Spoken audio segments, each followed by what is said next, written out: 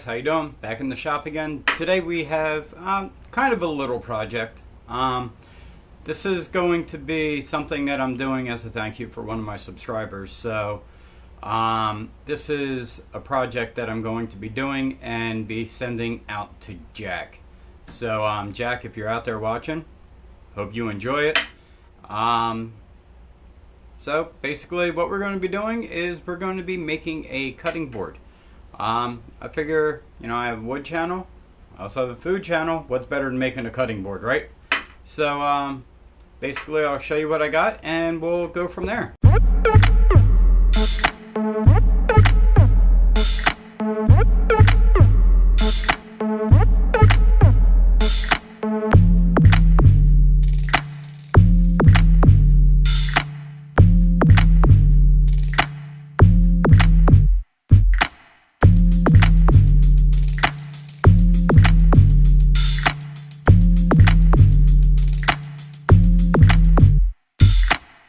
I have 4 pieces of wood, all different sizes.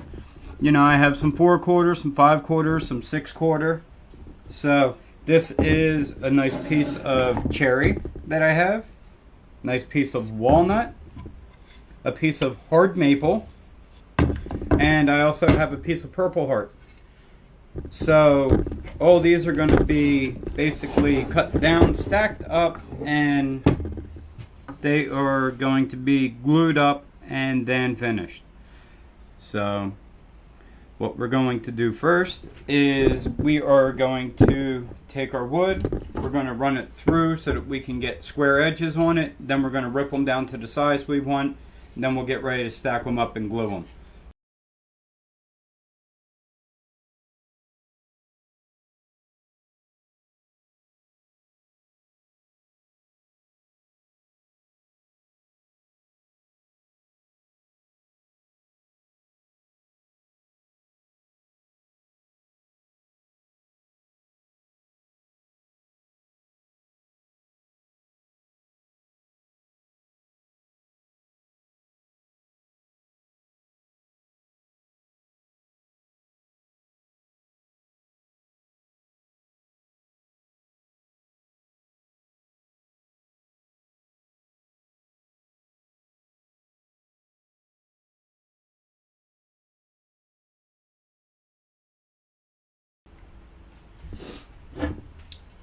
Alright, so now you can see we have everything, somewhat square. Not the best way to do it. I don't have a joiner, I don't have a planer. So this is what we ended up with. All of our boards are pretty much squared up, nice edges on them. So what we want to do now is we want to figure out the thickness of what we want this cutting board to be. So whatever that thickness is going to be, we're going to cut our strips down because I'm going to be making a side grain cutting board. I'm not going to be making a butcher block end grain. So if you notice, that's why I didn't clean up this other end here. So what we're going to do is we're going to figure out what I can get out of each one of these boards out of, even pieces, and then we're going to rip it down evenly, and that's going to be the thickness of it. So we want to see what we can get out of all these. So it looks like, because as you can tell my walnut is a lot thinner, we're probably going to be 1 strip less on that. So now let's see what we have here. We have 4 3/8. So if we have an 1/8 inch cut, we can make a 1 inch board out of this. A 1 inch thick cutting board, and still be able to get roughly 4 boards out of it. Or if I want to make a 1 1/4 inch board, I could just have 3 pieces of walnut and just alternate and stagger, and then have another piece that I could use as an accent piece that I could make 3/8 of an inch thick, which is what I think I might end up doing. So on this one, we are going to go and cut at 1, 2, and 3 inches, and then that does give us an extra inch it gives us an extra 1 3/8, but for the 3 cuts with the 1/8 for the blade girth, you only have 1-inch boards. So I kind of think that's what I'm going to do. And then this last one, I'll just rip that down to 3/8, and they can be accent strips somewhere inside the board. And then with my cherry is 5 3/4, and then 5 inches on that, and on my hard maple, and then I have 6 inches on my Purpleheart. The Purpleheart that's going to be a different, because we're going to be using the thickness of the boards, so you're going to have all different widths, so it's going to come out pretty cool, I think. So what we're going to go with is 1 inch on, we're going to go with 1 inch on all of them. The Purpleheart, I think I might put a couple slightly, maybe around just use it for the outside of the board and put a nice decorative edge with that. And I might just put maybe a 1.5 inch slice on there. So let's start ripping these down to 1 inch, because that's going to be the thickness of our cutting board, which is going to be approximately that thick. So let's get started. Actually, you know what? I think we might go with an 1.25 inch thick board. Yeah, I think that'll be a better, nicer cutting board for Jack. Let's go with an 1.25 inch. So with that, out of this walnut, I'll only get 3, but that's perfectly fine. So don't forget, put your protection on. And I also have earplugs because I can't hear well enough as it is. So let's get these cut down.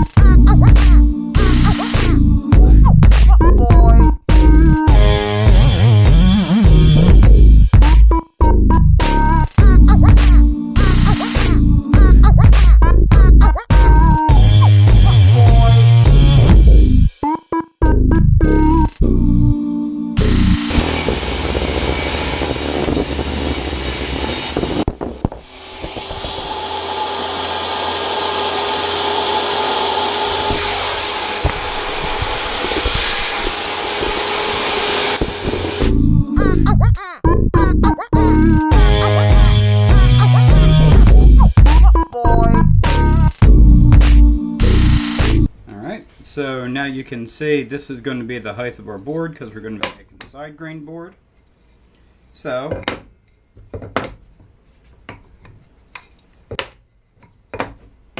we have all of our cut edges that go up.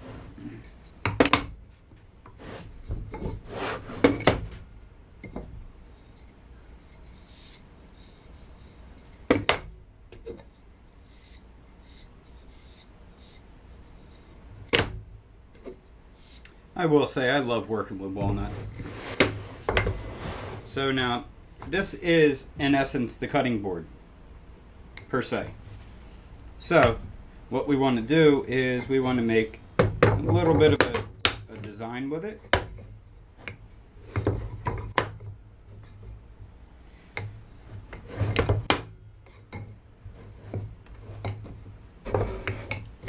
So we have 3 walnut, and then everything else are we have 4 of. So we'll want to, let's see how we're going to do this. We are going to take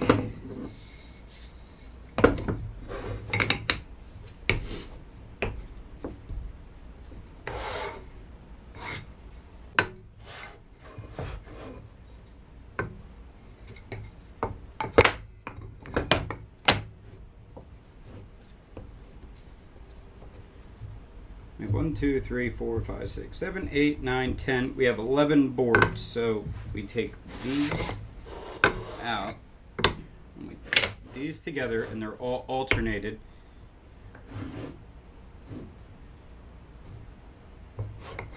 Yeah, we'll do that.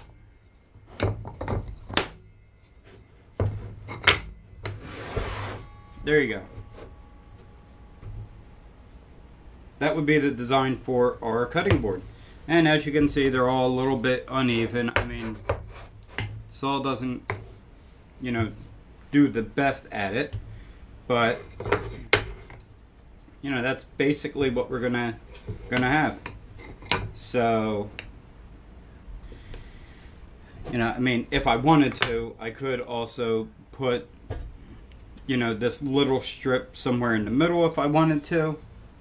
But I still have the Purpleheart that I'm going to be putting on each end. So I think that'll just be a nice accent piece.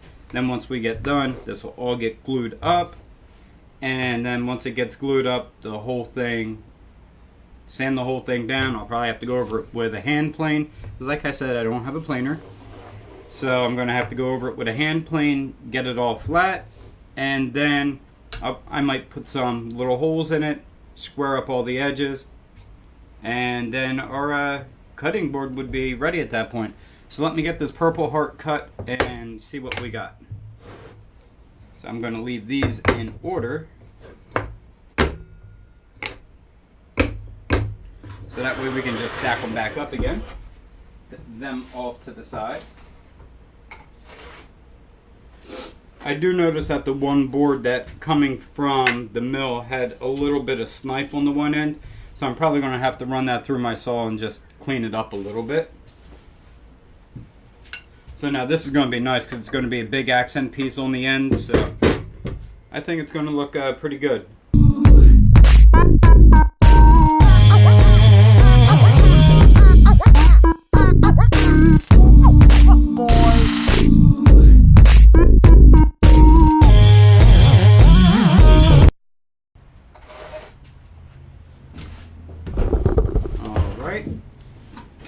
So here we go.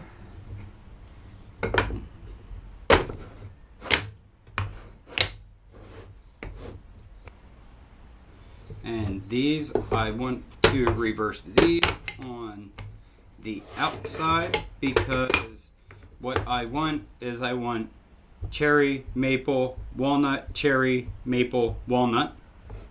So now that matches, it's aesthetically appealing to the eye, and there you go. This is going to be the full size of our cutting board, and I think it's going to be a pretty decent size. I think it'll work out just fine.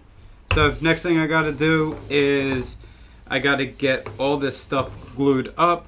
This one seems a little bit high. I'll probably run this back through the saw and get rid of that. And like I said, the cherry had a little bit of snipe on the end. I noticed it once I lined them up. That so I'm going to have to skim that through on the table saw again, and then we'll get ready for a glue up. So I'll see you back once I have all that done, guys. Here we are. Got the clamps laid out. Now let's get our boards laid back out again.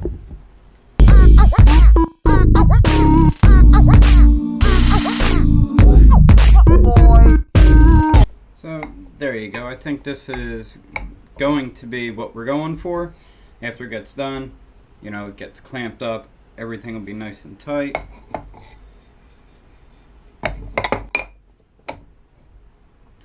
And then when we get done, we'll square it up, maybe put a little contour on the edges, maybe a handle or something. But this is kind of what we're going to go for, so now we just have to get it all glued up and then clamped up. So we'll use the big clamps on the outside, just like that, and then I'll put two more in the middle, crank them together, and then I'll let them set up overnight. Be a quick little easy thing to do. So get all these flipped up on the side that we're going to glue.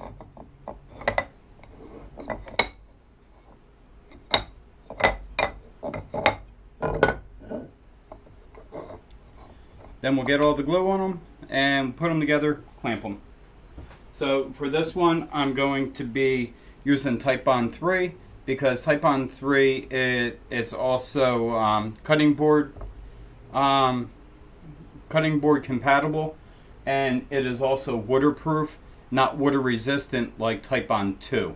Both of which are good for cutting boards, but Type-On 3 is a little bit better with things that are going to be around water. So that's what we're going to do. Get a rag. And we want to put a generous amount on here.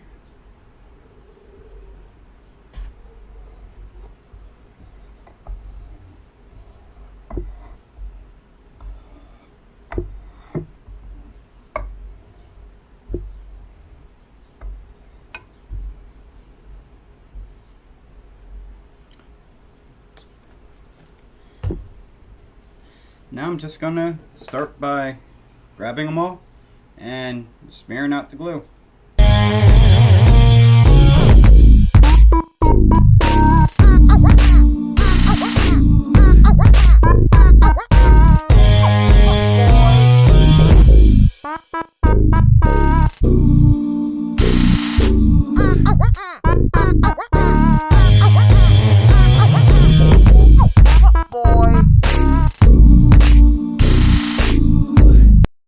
So now that we have that,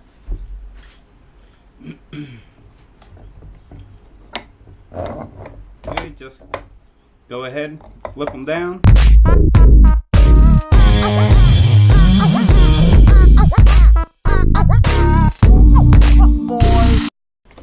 Alright, get everything lined up how we want it, or pretty straight.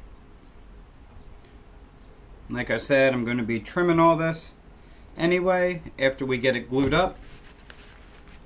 Get some of these big drips off right now. Not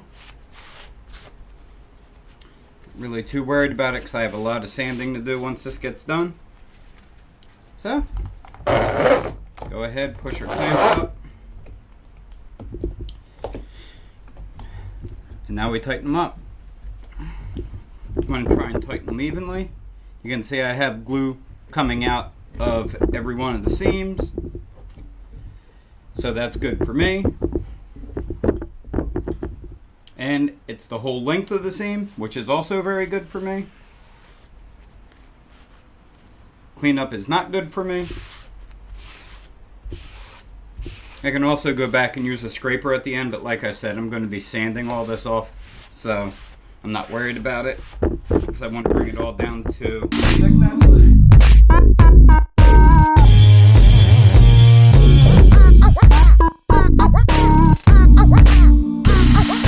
We're back. Sorry, having issues with my GoPro, and well, here we go. I'll show you where we are now. A lot of this I wasn't going to show anyway just because it was so time consuming and boring. Basically what I did was I got the cutting board down to basically flat, and I sanded it to 60 grit.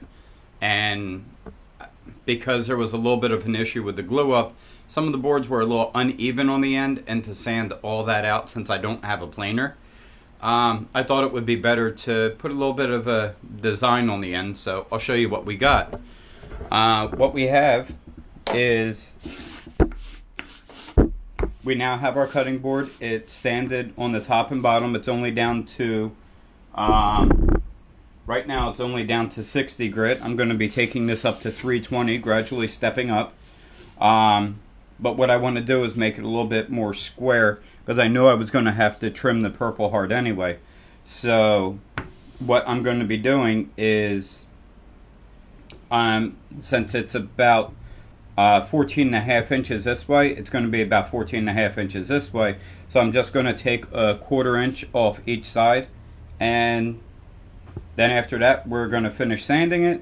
We're going to route around the outside just to do a nice little edge break on it, finish up some of the sanding on the end, and then we're going to get ready for our coats of oil. So here we go, guys. Maybe today you guys will go for a little bit of a ride. Boy.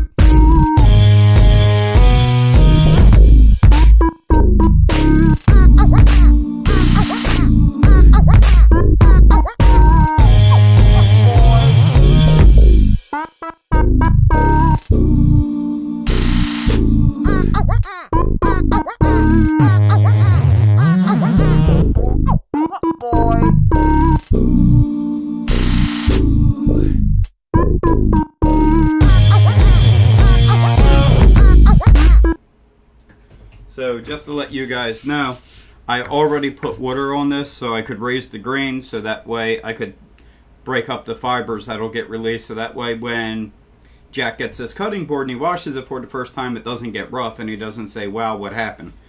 So what we're going to do now is, I already did 60, we're going to go up to 80, 120, 220, 320, and then we're going to get started on the finishing. So you guys will get to see a little bit of this sanding. So here we go.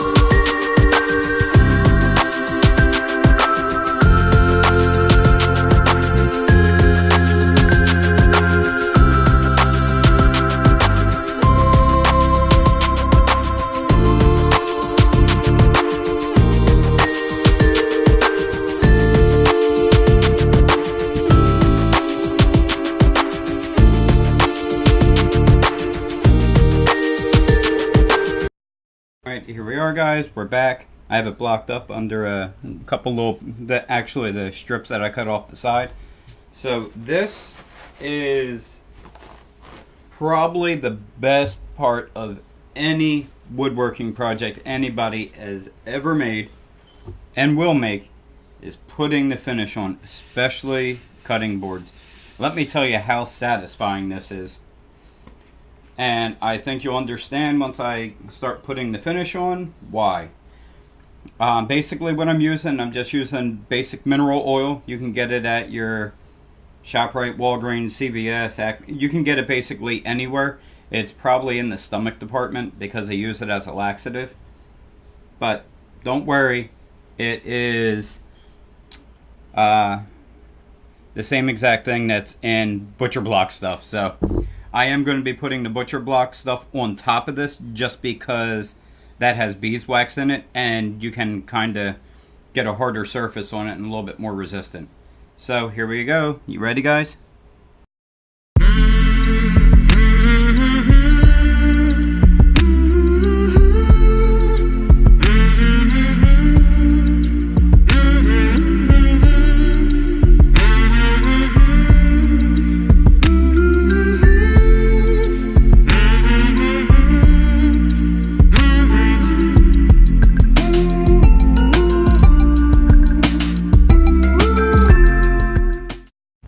Guys, as you can see, I brought it in the house. It is getting way too hot in my shop.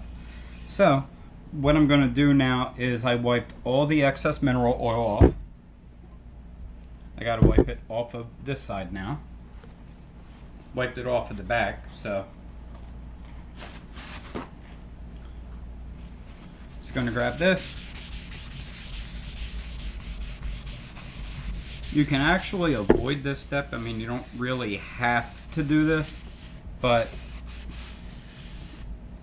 I'm wiping all the excess off. And my reasoning for that is I like to know how thick of a layer I'm going to be getting of my butcher block conditioner. Now, like I pointed out earlier, this is mineral oil and it's also natural waxes, one of which being beeswax. So that's going to help kind of cure the surface. So all we're going to do is, you want to make sure that it's mixed up, but since I had it outside, it's a little bit runny.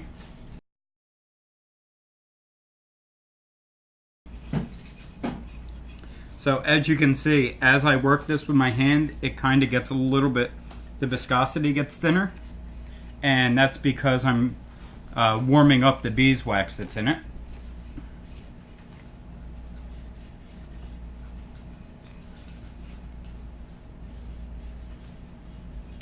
And that's kind of how we're going to get a real good shine on this, is because of the beeswax, and that's also going to put a pretty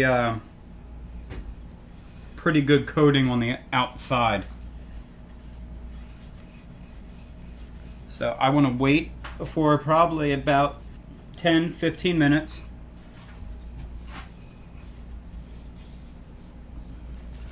I'm going to kind of squeegee this with my hand, get off all the real heavy excess, I should say. But I want to leave a layer on here, because this layer I'm going to end up kind of like buffing out, almost kind of like what they do with tile floors. So I'm going to let this kind of cure up a little bit, wipe the excess off, and then I'm going to buff it and bring out kind of a gloss. And it's also going to put a protective layer on it. So we'll be back very shortly, and we'll see what it looks like. Alright, here we are, we're back. We're probably about 15 minutes or so later. You can see how we have some dry spots because it was fully absorbed in. And I'd say probably about 95% of it is completely covered. So we're just going to lightly wipe off some of this extra.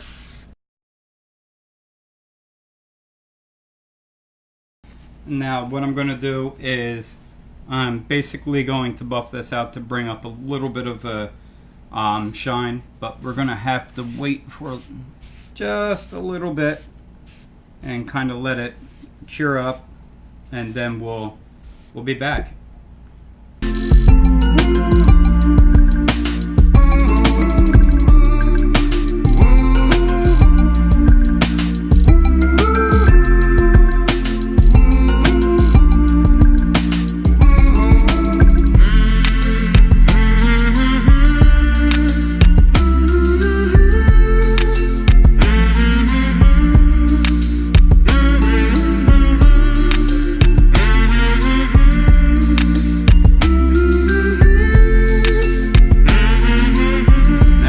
This to the other side, and then we'll be done.